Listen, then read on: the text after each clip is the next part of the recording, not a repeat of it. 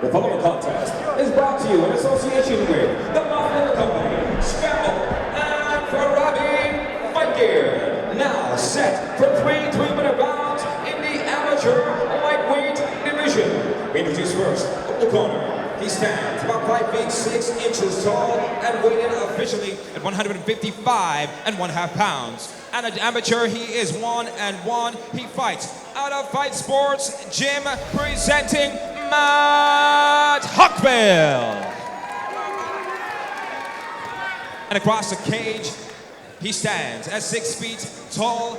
He weighed in officially at 153.4 pounds. His record stands at 2 wins to just a single defeat. He fights out of Team Titan, presenting Aaron Gray. When the action begins, your referee in charge, Daniel Movaheady.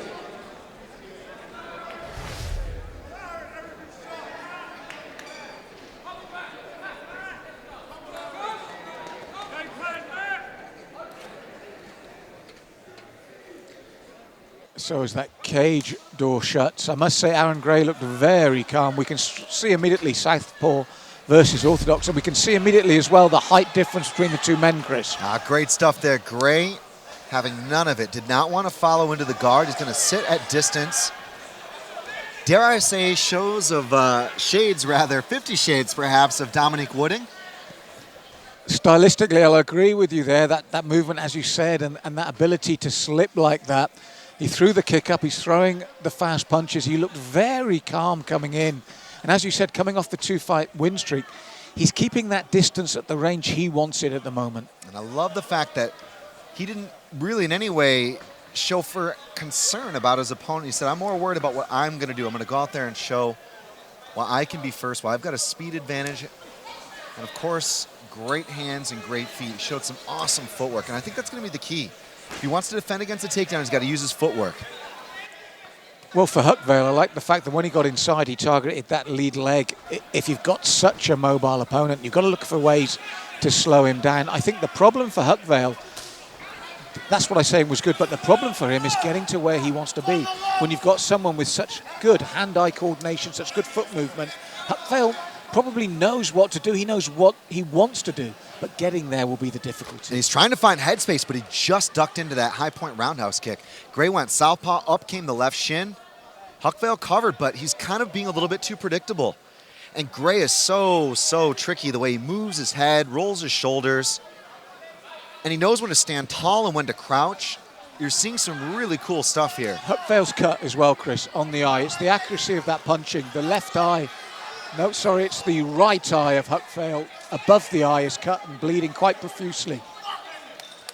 HUCKVALE trying to stutter step and load up on that low kick, but Gray knows when to kind of retract his base and make sure he's not exposed for those kicks. And he knows when to lower his base when he's at risk of being taken down. So just super educated here. Look at that. Head kick, head kick, head kick. 3 in a row. Well, the problem for HUCKVALE as well is it's bleeding into his eye, Chris. It's not bleeding down the side or around. It's bleeding straight into that right eye. So vision's impaired as well. And against a man that's striking from all angles, it really is a torrid time for young HUCKVALE here. And Gray is using that long guard. He'll throw up the head kick and then make sure he has a long post on that lead arm. Back to orthodox. It's that switch hitting and the footwork that's really causing problems right now. And when you can throw those techniques like those single head kicks, the thing to watch out for is Gray sets it up with intelligence. Upper body feints, makes you think he's going to punch, and then up comes the kick. Little things like that, lots of tricks. It's not predictable, and that's the difference. HUCKVALE, to his credit, this is what he's got to do. He's got to get inside. Oh, slick movement from Gray. He felt confident enough to make the attempt here, but will it backfire on him, Chris? Oh, no. 10-second clapper. Gray thought about flopping to his back and attacking the legs. And a smile. HUCKVALE was all too happy to oblige and reach for that front headlock, but no dice. Now they're going to look at the eye here. You know, it was a torrid time for HUCKVALE, and the problem was immediately evident from the opening seconds of the round. The way that Gray dictated where they were going to fight, where they were going to engage. And no matter what he tried, HUCKVALE could not change that range to his advantage. And the only time he had any advantage was when Gray went for that extravagant move. And it was the 50 Shades of Gray show throughout that round. Just so much beautiful footwork, excellent changing of the angles, looping shots, straight shots, head kicks, all sorts of different antics. And you know what? Some people would call that style a little bit flamboyant or perhaps cocky, but for me, I don't think I agree. I would call it educated and precise. And he's got that power when he really lines up those shots with the hands and the feet. It's a type of punishing power that can, well, you see the results. The thing for me, Chris, is I've got a slightly different take on it. I don't even care if it is cocky or arrogant, as long as you can deliver. Where I can't stand it is where you have that level of cockiness and arrogance and you can't fight worth a damn. This lad can. You know, some people might say, oh, he doesn't need to do that. You're right. But sometimes that comes as part of the whole package. That demeanor fuels that. He needs that for the way he does things. But you and I have both seen other people do it that just haven't got the ability. This man is backing up with genuine ability as well. Touch of gloves, 2 of 3. Gray in the red corner, HUCKVALE in the blue. And Daniel Movahidi had a good look at that cut. Seems to me that HUCKVALE has recovered. I thought for a second it was kind of bad and above the eye, but it doesn't look as bad as what I originally envisioned. So things should be okay for now. Nice check there from HUCKVALE, probing the jab, trying to punch his way inside, no doubt. Gray just needs to work on it though as well, Chris. If you're looking to be spiteful, you work that eye, you work on the cut. You get it flowing again. You make him think about it because HUCKVALE at the moment is not doing anything wrong. When he comes in fast. He throws the punches quickly, but he's against a guy that's got equally good footwork, moves just as quickly there. He's doing the right thing, but Gray still, he looks up. When HUCKVALE looks up, the distance is still there. That's the problem. Gray is doing a great job of, again, baiting with his head movement. He uses it to do a couple of things. Number one, to try to lay a trap for HUCKVALE to get out of position. And of course, number two, to load up on that power. He's such a great guy at chambering those shots and making sure he can expose his opponent. Well, he landed with the kick. He landed with all the punches, the angles, everything. It's all working right for him. And I think the other side of the face is cut above the eye again, almost on the left-hand side of the face now, right above the nose. That's 2 separate cuts now for HUCKVALE from the sheer accuracy of Gray's work. Beautiful stuff there. Scissor technique, stepping up in midair. The speed advantage is just the biggest thing, and that enables everything else Gray wants to do. It helps beef up his percentage of shots he's able to connect with. Undoubtedly, it makes sure he's first and leading in these trades and then exiting. He's just in, he's out. HUCKVALE throws and tries to respond. He anticipates that, but he's not able to catch him. HUCKVALE's doing nothing wrong, per se. I mean, he's doing the right thing that you attempt to do against a taller opponent, but he's getting caught constantly, as I said, by the movement, the accuracy, the calmness, the timing of Aaron Gray. It's a masterclass at the moment against a very dogged, determined, and strong opponent. But his face is beginning to look a mess now. Yeah, HUCKVALE is busted up. Big knee. Oh, HUCKVALE says low. I've got a feeling our referee, Dan Movahidi, will tend to agree there. It looked, to me, cleanly low. I mean, that sounds a contradiction, but you know what I mean? I don't think there's any doubt about it. I think it was a low, low blow. It was tough to say. I have to admit, I wasn't looking at that angle on the monitor, but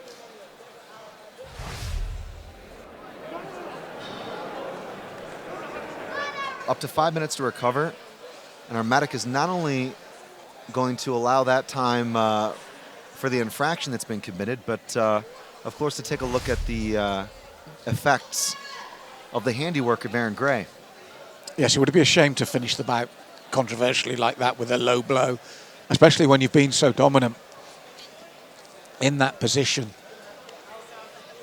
And I mean, to his credit, HUCKVALE making nothing of it. He's bouncing on his toes. He's getting ready to go again. You know he's not going to quit here. Yeah, but you also know that with the combined effects of the punches to the face and that kick below the borderline, that all has an effect in the fight. Whether or not you want to take that into account as a fighter, when the adrenaline is pumping and when you're in the middle of the moment, all these things can add up. And HUCKVALE should do everything he needs to do here. He should take full advantage of that time. There's no reason to rush things here. Well, he's going back into the fray. A tough customer indeed. Snap kick there from Gray. Gray a little bit in too tight. I think he would like to try to stay outside. HUCKVALE, of course, realizes he's down 2 rounds at this point, so he's got to come up with a plan B. That'll be interesting again. Beautiful spin kick and then the lateral movement from Gray. I think a plan B is hard here against someone in control of the elements, as it were, in this cage. We talk about it being your office or your home or you're comfortable there. You're seeing this clearly. Every cliche you want to throw at it, you're seeing there from this young man at the moment. And I reiterate, Chris, HUCKVALE, for all intents and purposes, doing nothing wrong. The biggest thing for me that I'm seeing right now is Aaron Gray just doesn't have any telegraphing. His chambering, as we alluded to there in the second round, and his lack of telegraphing have been a big asset in the way that he loads up his power and he uses his footwork. It's just a masterclass in what we call movement-based striking. He's never just sitting there and trading in the pocket and happy to take one to give one. It's a more intelligent approach, and for me, right now, it's a fight-winning approach. Most definitely, and a joy to watch as well. It's a very eye-catching approach, a very fun approach to watch. And as I said, some may call it cocky. I see it as total confidence in your ability and total belief in what you're doing, where you are. So third and final round, and really Matt HUCKVALE needs a stoppage here or a submission. He needs one or the other because he's definitely down on the opening 2 rounds. But Chris, when you see the way the 2 rounds have panned out, you just wonder how he's going to manage that. The best opportunity is maybe overconfidence from Gray, like we saw right at the end of the first round. Yep. Trying a flamboyant technique that doesn't quite cut the mustard. I completely agree. Look, he's got 3 minutes on the clock to finish this fight, in my opinion. With more liberal 10-8 rounds under the revised scoring, not necessarily criteria, but guide, if you will, we're going to probably have those first couple rounds 10-8 quite easily. And so, in my opinion, Gray's got to go out there and he's got to get a stoppage. Or, excuse me, HUCKVALE needs to go out there and get a stoppage. Well, here's the opportunity, Chris. This is what I was saying. The one thing that could possibly stand in Gray's way would be a mistake through overconfidence. Oh, he's got that neck. He's got the neck wrapped up. He re-gripped. He thought about going arm in, but Gray allowed him to get his hands clasped, but now he's in a position where he might be able to get the finish here. That looks tight. What if HUCKVALE was to get the tap? Gray does the right thing and pries out. Listen to the crowd's response. They knew how dangerous this was, and HUCKVALE's still not giving up. He's tenacious, Chris. He's like a terrier. He's been caught all the time, but he almost took his opportunity with the first mistake in the opening round, and he's looking to do his damnedest here in the third as well. So Aaron Gray on top here. HUCKVALE with that open guard.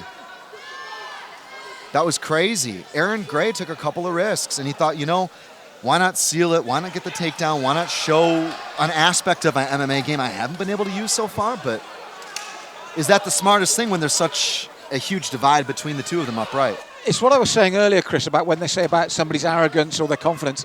It's part of their makeup. It's part of what makes them what they are. What makes him able to do all this is that natural instinct for that risk-taking, that movement. Your strengths are also your flaws. And this is the way he operates. And as his opponent, you've got to hope to get one of those opportunities and really capitalize on it. And look at this. Gray gets backed up and actually turns and 360s his way out of the reach of his opponent in HUCKVALE.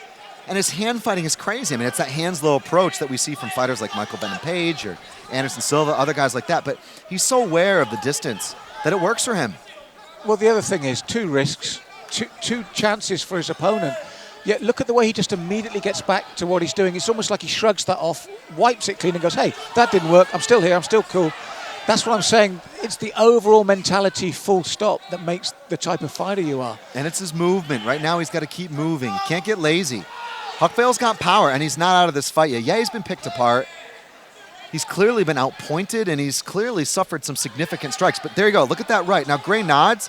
That just skimmed on him, but if one of those lands cleanly, that could change everything. And so what I mean by that now is Gray cannot be a stationary target, and he can't move backwards in straight lines like this. Changing the angles is what has won him those first couple rounds dominantly. Well, HUCKVALE, to his credit, stuck at it. He knows he's lost, but he really worked hard in that third round. And do you know what, Chris? When you've got a style and a mentality like Aaron Gray, it doesn't mean that things will change with maturity. There's a certain style of fighter that we tend to love. And you watch them all through their career, whether it's boxing, kickboxing, MMA, or even footballers. There's a certain type of sportsman that has that flamboyance. It's inbuilt. It's in their DNA. And I can tell you at 21 or 27, I wouldn't be surprised if the same style was there. You refine it. You make it so that those mistakes are even less likely to happen. But you'll always take those risks. Yeah, and for Aaron Gray, it's a right step forward to gain that experience. 3 hard rounds. What a great performance here in the lightweight division against a very tough and game competitor, and Matt HUCKVALE. Should be the unanimous decision here for Aaron Gray. Let's go to Buddy Johnson. Ladies and gentlemen, the following contest goes the distance, 3 rounds, and we go to your judges' decision. Our judges scored about 30-27, 30-25, and 29-28, declaring your winner by unanimous decision in the red corner, Aaron 50 Shades Gray.